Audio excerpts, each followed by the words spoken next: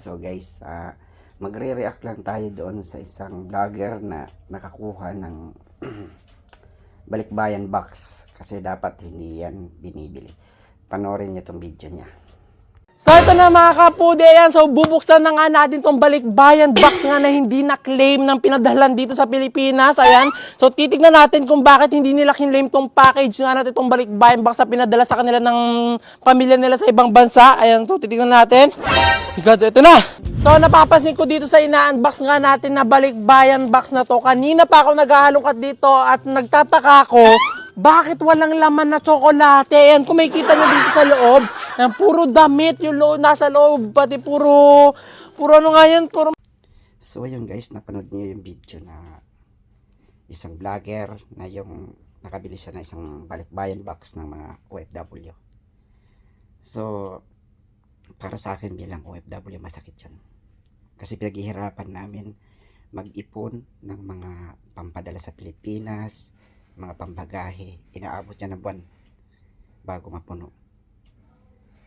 So, yung halaga ng isang balikbayan box sa isang OFW, no? Mahina dyan ang mga 50 hanggang 100,000 ang halaga niyan. Kung tutuusin ha.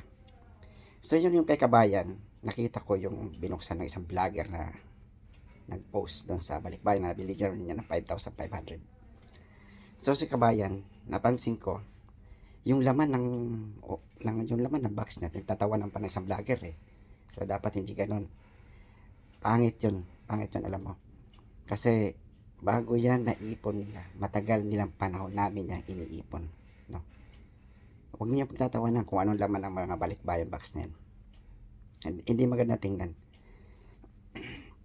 Yung balikbayan na box na yan, alam mo, kung gaano ka-important yan sa isang OFW.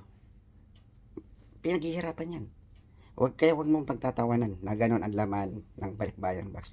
Kung tutuusin ha, dapat ang presyo ng balikbayan box hindi na nagkakalaga ng 5,500. Baka hindi mo alam kung pagtawanan mo kung ano mga laman ng balikbayan box na yon. Hindi mo ba alam na pinag-iipunan ni Kabayan yan kung ano ang mga ibibigay sa kanya ni amo niya na kanyang iniipon tapos ilalagay sa balikbayan box. Tapos hindi pa nakarating sa kanyang pamilya.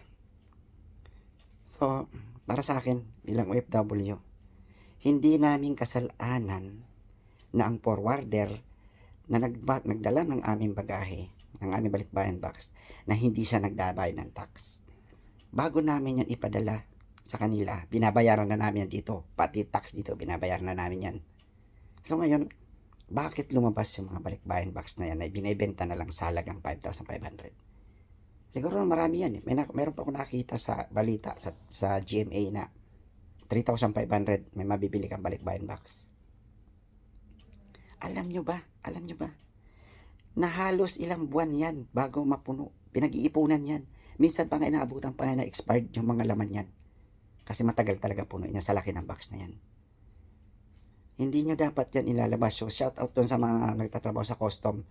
So gagaling lang yan sa inyo ang naglabas ng balikbayan box na yan at saka nagbebenta. Kasi saan nanggaling yung balikbayan box na yun? Di ba kayo ang nag-hold niyan kapag wala yan, hindi nakakabayad ng tax? Ipamigay nyo na yan doon sa mga may-ari ng mga balikbayan box na yan. Kasi ang laki naman na naitutulong namin sa Pilipinas sa pinapadala sa mga remittance. Dapat ibigay nyo na lang yan. Kapag hindi nagbayad ng tax yung forwarder, hindi kasalanan ng isang OFW yun. Kasi kami, bayad na namin yan bago namin ipadala. Ang habulin nyo yung forwarder, dapat yun ay ikulong nyo. Yung mga balikbayan box dyan na naitambay, ipamigay nyo na yan sa mga may-ari, sa mga pamilya ng mga Pilipino. Huwag nyong itambay yan, huwag nyong ibenta yan. Napakasagrado niyan para sa amin. Grabe naman kayo.